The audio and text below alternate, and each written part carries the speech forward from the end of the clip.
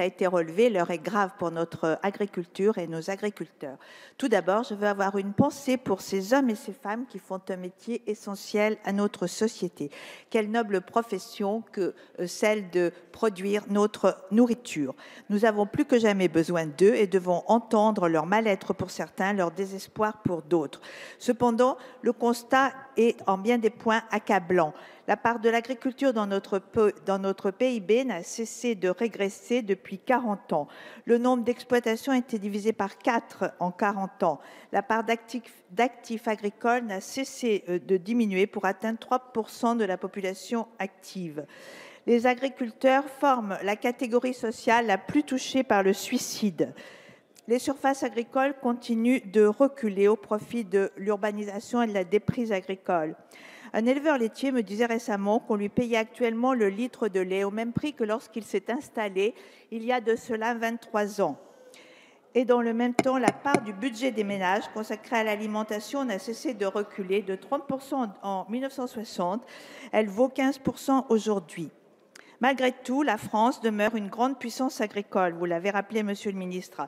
Un pays, c'est un paysage et des paysans. Nos concitoyens sont très attachés à leurs agriculteurs, d'ailleurs, peut-être à cause de nos racines à tous qui sont rurales et paysannes. En tant qu'élu d'une circonscription rurale, je constate que notre agriculture est un atout majeur pour notre pays et notre territoire, en termes économiques, bien sûr, d'emploi, d'aménagement du territoire, mais aussi de notoriété et d'image, donc en termes touristiques. Les soubresauts récents ne sont que le révélateur d'un modèle agricole français qui date de l'après-guerre, qui a été dessiné par la PAC, qui arrive en bout de course. Il nous faut le repenser en tenant compte des nouvelles aspirations de la société et des impératifs nouveaux, tels que le changement climatique. Devant l'urgence de la situation, le gouvernement a pris des mesures qui étaient nécessaires. Je pense particulièrement à l'allègement des trésoreries. Mais ce serait une grave erreur que de s'en contenter. Tout juste permettront-elles peut-être à nos agriculteurs de survivre jusqu'à la prochaine crise.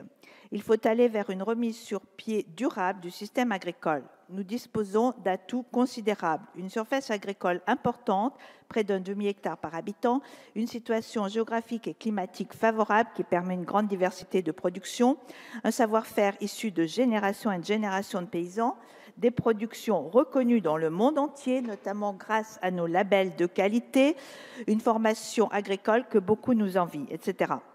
Nous avons également su, jusqu'à présent, résister, tant bien que mal, aux sirènes des OGM et du gigantisme en élevage qui fait fi du bien-être animal. Ceci représente un système poussé à son paroxysme sans apporter de solution. L'agriculture industrielle et le système productiviste à tout crin ont montré leurs limites. Par exemple, dans le cadre de production hors sol, comme pour certains élevages, ces productions peuvent très facilement être délocalisées, se déplacer là où les coûts de production, main-d'œuvre et aliments, et la protection de l'environnement sont plus faibles. La course aux prix les plus bas est une impasse.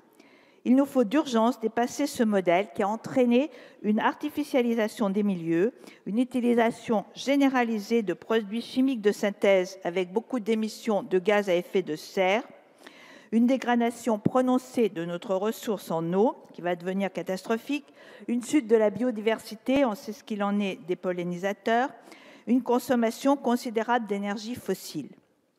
Le prix le plus bas, slogan habituel de la grande distribution, est un leurre.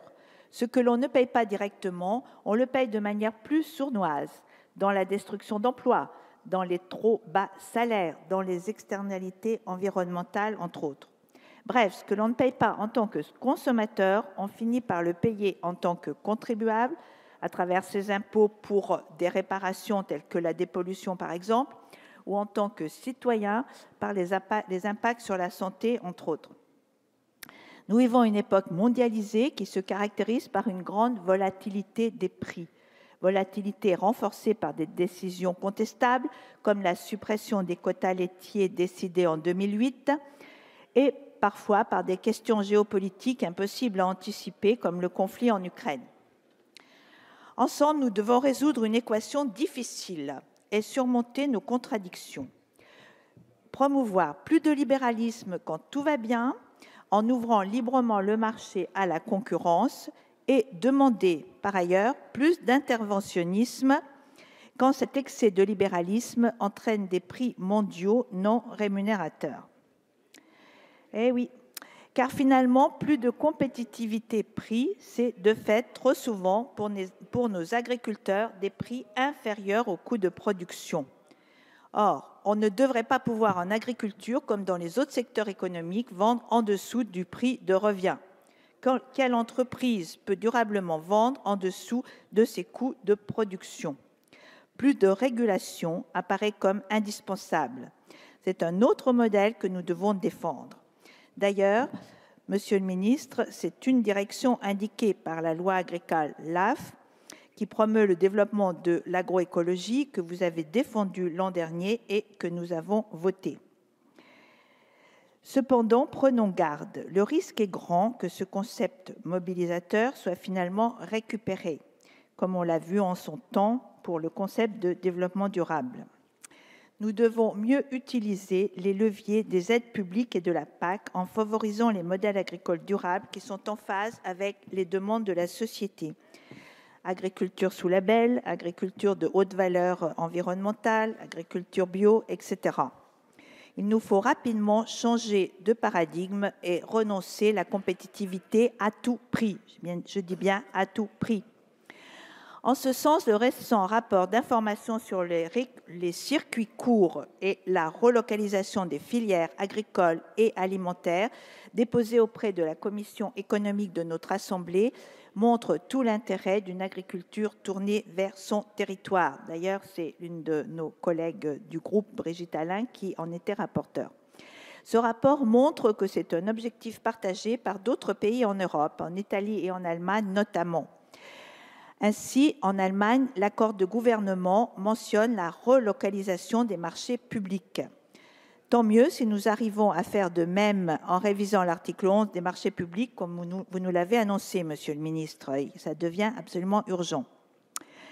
Notre président de la République, François Hollande, avait déclaré que l'approvisionnement de la restauration collective, soit 10 millions de repas par jour, devait se faire par des produits de proximité à hauteur de 40% et que 20% des produits seraient issus de l'agriculture biologique. Ceci pour 2017. On en est loin. Ce serait pourtant une grande opportunité pour faire évoluer les habitudes alimentaires de nos concitoyens. À ce stade, je vais lancer quelques pistes de mesures structurantes qui pourraient être développées. Favoriser la mise en place de stratégies alimentaires locales et financer la structuration des filières et outils régionaux dans ce sens. Il y a besoin de très fortes évolutions qui ne seront pas simples. Autre point, approvisionner la restauration collective en produits durables, de qualité, locaux. Je rappelle qu'aujourd'hui, 80% de la viande consommée en restauration collective est issue de l'importation. Autre point, accompagner la recherche agronomique au niveau national et au niveau local par des expériences de terrain, tant pour la consommation locale que pour l'exportation d'ailleurs. Conversion vers l'agroécologie, vers l'agriculture biologique, encore importatrice, production sous signe de qualité et à haute valeur ajoutée. Autre point, développer et conserver la diversité existante des espèces végétales et animales et favoriser l'utilisation de la diversité de ces espèces. Autre point, renforcer l'autonomie des systèmes à travers la diversification des cultures, prévoir un véritable plan protéines pour accroître l'autonomie protéique des exploitations et favoriser l'implantation de petites unités de méthanisation sans culture dédiée sur tout le territoire. Pour redonner de la valeur à l'alimentation, il faut croiser les logiques de filière avec les logiques de territoire. Nous savons que pour cela, de grosses modifications, transformations seront nécessaires. Compte tenu de l'importance des enjeux, tous les acteurs, producteurs, industriels, grande distribution, doivent jouer collectif, et ceci dans l'intérêt général. L'agriculture n'est pas une activité comme les autres, je le rappelais en début de mon intervention. On ne peut donc l'abandonner à la seule logique du marché. De ce point de vue et en conclusion, nous considérons que l'agriculture française, mais aussi européenne, a tout à craindre des projets de traités transatlantiques actuellement en négociation. La manière de penser l'agriculture est tellement différente de chaque côté de l'Atlantique. Ce que j'ai pu entendre ou lire à ce propos n'est guère rassurant. En ce qui concerne les labels de qualité, AOP et IGP, pour ce que l'on peut savoir, et l'on ne sait pas grand-chose, c'est vrai, mais selon Madame Cecilia Malmström, commissaire au commerce extérieur de l'Union européenne, qui me disait ce printemps que si 42 labels de qualité AOP et IGP étaient reconnus dans le traité avec les États-Unis, eh bien, elle serait très contente, alors que la France possède plus de 600 labels de qualité type AOP IGP. Si ce traité, Madame la députée. Je termine, c'est ma dernière phrase, s'il vous plaît. Si ce projet de traité TAFTA ou TTIP, selon l'appellation qu'on lui donne, s'il venait à être signé en l'état, eh bien, il ne serait pas compatible avec un vrai modèle agroécologique. Merci pour votre attention.